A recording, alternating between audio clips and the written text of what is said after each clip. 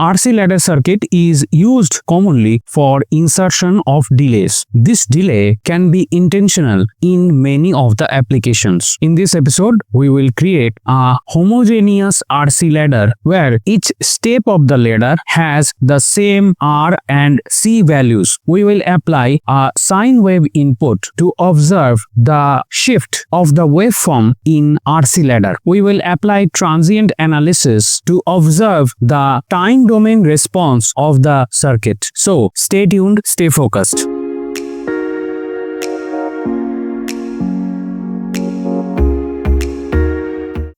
Hey guys, welcome back. In today's episode, we will be constructing a RC ladder. This is a very simple circuit and we generally come across this circuit in our college textbooks. However, in industry application, when a delay has to be introduced, sometimes these kind of circuits become very useful. And after constructing this circuit, we will apply a sine wave at the input and we will do a transient analysis to see its response. You are already familiar with the keyboard shortcuts, so let's make the circuit. So I'll go to the LTSpice icon and double click it.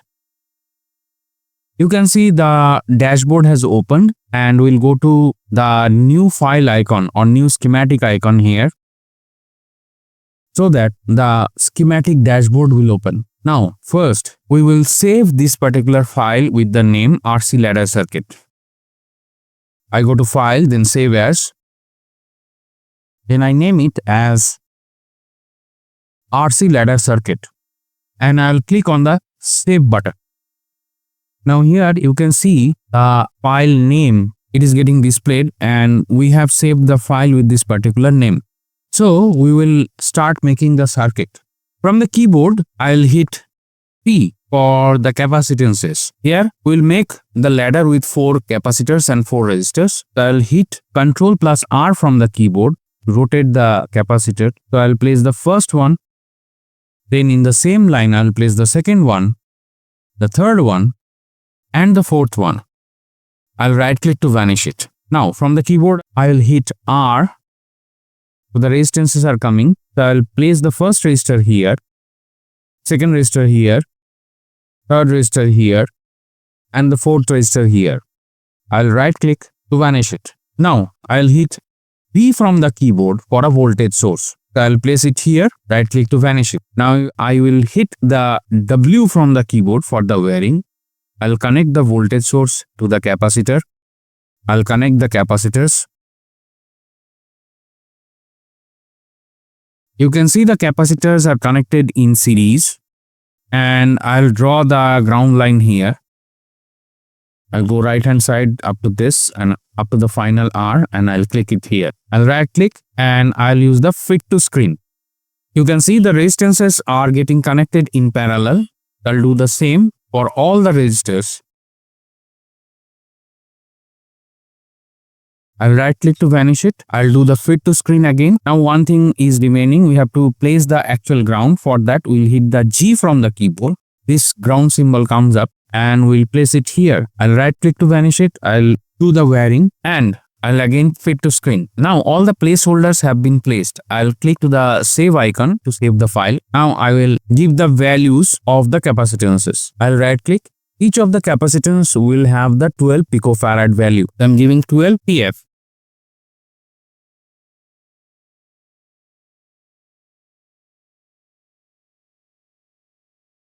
Now I'll give the values of the resistances. Here I'll use the 100 ohms value.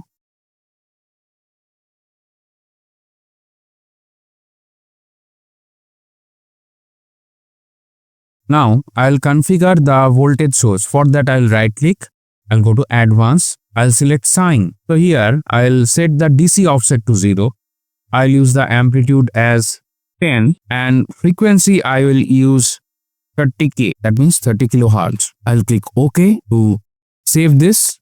I'll go and save the file. Now the circuit construction is done. In the VLSI circuits, sometimes you have to introduce an intentional delay. That time this kind of circuit is very useful. And here I would like to add the spice command .tran. So I'll go to the spice command here. I'll type the .tran. I'll pick OK and I'll place it here. Now I'll right click on the tran to configure it. I'll give 100 microsecond. Then I'll give 0 and then I'll give 1 nanosecond. So you can see the tran command is getting constructed here. I'll click OK and the tran command is now configured. So I'll click again to the save button and then I'll do the fit to screen. Now all of our placeholders have received their values. The voltage source received its value and we have a transient analysis command ready. So we'll go ahead and simulate this particular circuit by clicking on the run or the simulate button. Now here, before going any further, I'll check two things. I'll go to the view and then spice netlist. And here you can see the spice netlist is here and it is a very simple and straightforward spice netlist and all the itineraries I think are in place and they are having their values. So the spice circuit looks okay. Now as we have run the simulation, I'll go to view and spice output log, and as we inspect there is 0 error or warning. So we are okay with the simulation and nothing wrong in the setup. Now I'll close this log. These are the very fundamental checks that an engineer should do, because sometimes we do typo, sometimes we miss to connect something, or we forget to give the value of a placeholder. So that time these steps will ensure that we have done the scrutinization of the circuit, because even though the making the circuit in industry is very important, however the scrutinization, that is quality check and quality analysis, QA and QC is very much important. At individual circuit level, the QC QA is very important and often it is termed as the sanctity check. So let's explore the voltages. I'll go ahead and place the probe here and I'll click here. You can see this is the input sine wave, and from the keyboard I'll hit B to make the room for the next waveform. I'll go ahead, I'll click this point. Now I have made room for another waveform by hitting B from the keyboard. I'll go to the right hand side. I'll click the next point here. I'll hit B from the keyboard again. And I'll hit the next point here. I'll hit the B from the keyboard again. And I'll click here. So you can see that we have checked the voltages of this, and this. As well as we have checked the voltages, as well as we have checked the voltage of this particular voltage source. Now, if you look into this particular waveform, so this is 1, this is 2, so you can see this node name here, this 2, this is 3, 3 goes here, 4 goes here, and 5 goes here. This way, we have traversed the nodes and got their values. Now, if you see that what happens, right, when we do form such kind of circuits. So if I draw a line, vertical line here, and if I draw a vertical line here, you can see the waveform got shifted, right? That means a delay has been introduced, right? By calculating the tau, right, there is a tau factor that we come across in our textbook. We can calculate the values of this tau by doing the different combination of the capacitance and the resistor, and we can measure how much delay. That means here we have a shift, right? You can see there is a shift of this particular sine waveform. It is not aligned, so this peak is not aligned. So this peak, I think we cannot infer that which peak is which one. So here we can see even this peak is not aligned, right? These two peaks are not aligned. So the peak has shifted. That means a delay has been introduced. So the purpose of the RC ladder circuit is to introduce the delay. Now, as we move down to the next node and the next node, you can see the voltage also got damped here. So it is microvolt, it is again microvolt, and it is also microvolt. So here it was volt and it was millivolt. So we got a definitely damping of the amplitude. However, here we got a further down in the amplitude. So whenever a signal passes through this kind of ladder, definitely you will have the shift in the waveform with respect to the time, that is the delay, as well as you will get the amplitude getting damped. That means it will lose its amplitude in the subsequent tone. And here in the last 3 nodes, okay, the waveform is not even sine. Now, in actual practice of the circuit, when you are using it in any VLSI circuit or any circuit of your design, maybe it may be a PCB design or some experiment you are doing, you are using a RC ladder, that time you can calculate or alter these values.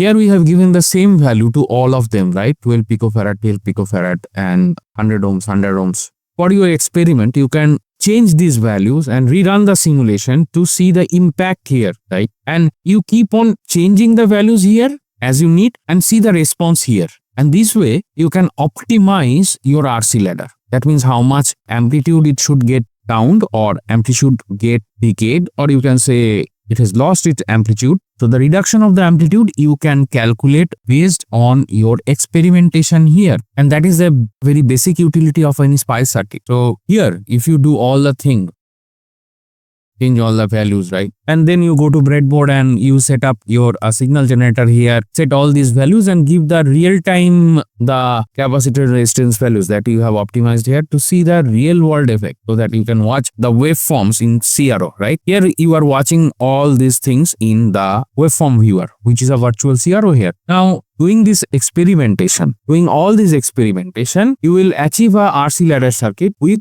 your desired delay, desired damping of the amplitude or reduction of the amplitude, and you can use that RC ladder circuit maybe in your PCB, maybe in your VLSI circuit, wherever you need it. So that's all, folks. We are done with this particular RC ladder circuit today. Thank you very much for watching up to this point, and don't forget to like, share and subscribe. In case you have some dislikes, put that as in comments in the comment section down below, and bye for today.